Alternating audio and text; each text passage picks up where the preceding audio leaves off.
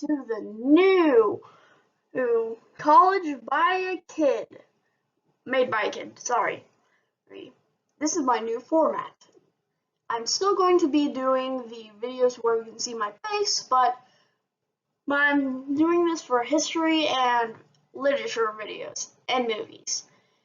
So get ready for a new format. My first video is on Carthage. First question. Well, why the heck Carthage? Well, Carthage, everyone knows about all the other empires like Rome, Egypt, Greece, Persia, etc., etc., etc., etc.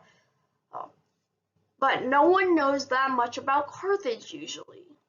So I decided I should make a video on Carthage.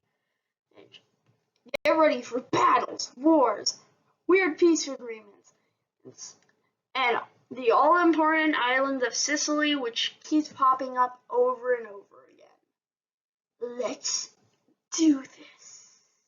That was cheesy.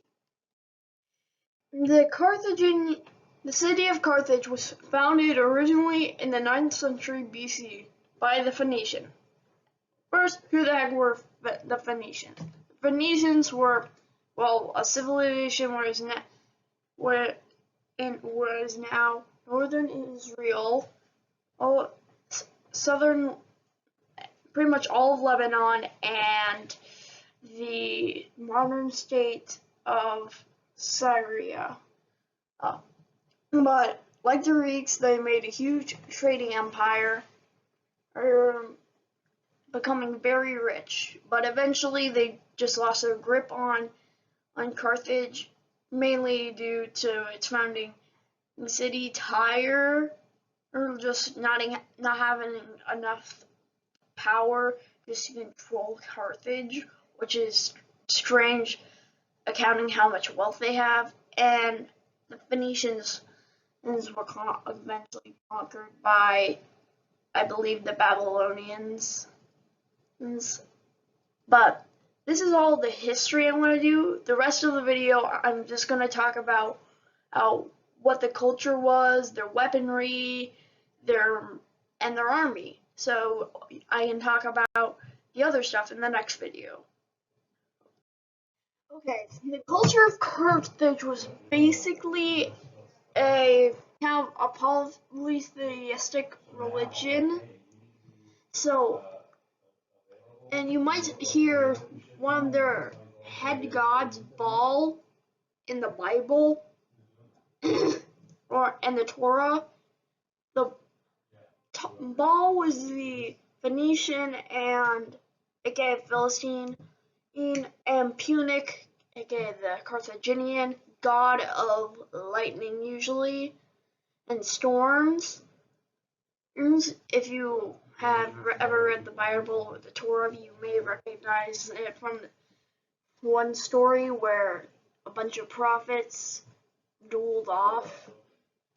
And Tanit was the head goddess of Carthage, and I'm guessing, I didn't get what her official goddess, what she was the goddess of, but her name meant the sun, so I'm guessing it had to do with like the sky or something, so I'm guessing she was a solar goddess, but that's my prediction. If you do know who she is or what her title was, please leave them in the comments below. But these were just some of the gods. I don't know all of the gods. These are just two I found. The Carthaginian army was a bit strange. Unlike just hiring soldiers or by drafting them, they usually relied on mercenaries, people who usually paid higher prices for being an elite soldier that they usually that you would put in your army. The Carthaginian army was mainly mercenaries. There were Carthaginian elephants and sometimes other races with elephants, but usually the Carthaginians. Iberian infantry, would be their infantry. Iberia is Spain, Portugal, and a small country called Andorra, and Libyan cavalry, which Libya is right next to Egypt. These were mainly elite troopers, but one problem was, instead of the government hiring the mercenaries, the government would give the money to the generals, and then they would hire the mercenaries.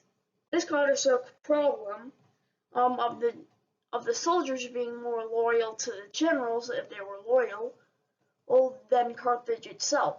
This issue would also plague Rome in its later years, but that's not important.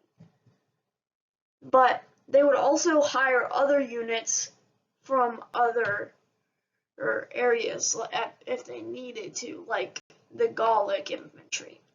One flaw is if a country seceded to their enemy, then they would usually take their mercenaries with them. The Carthaginian government, in a few words, was basically just a republic like Rome, but it originally had a king that was elected, but later it was just a complete republic. I'm not sure about complete. For being a trade empire, the Carthaginians had a huge navy. They almost won the Punic War with it, but with their first navy ever, both had similar navies, note, Rome defeated Carthage with its very first navy. No, they were built off wrecked at Carthaginian ships, so you think that they might be a little disoriented. And then because of that, Carthage just quit the first Punic War. They just threw the can. Kicked the can, or whatever it means. That's basically the start of the fall of Carthage. And a spoiler for my Punic War video. So, yeah, that's the Navy. Thank you for watching College by a Kid. Hope you watch my next video about the beginning of the Carthaginian Empire and an inclusion from the Amiad.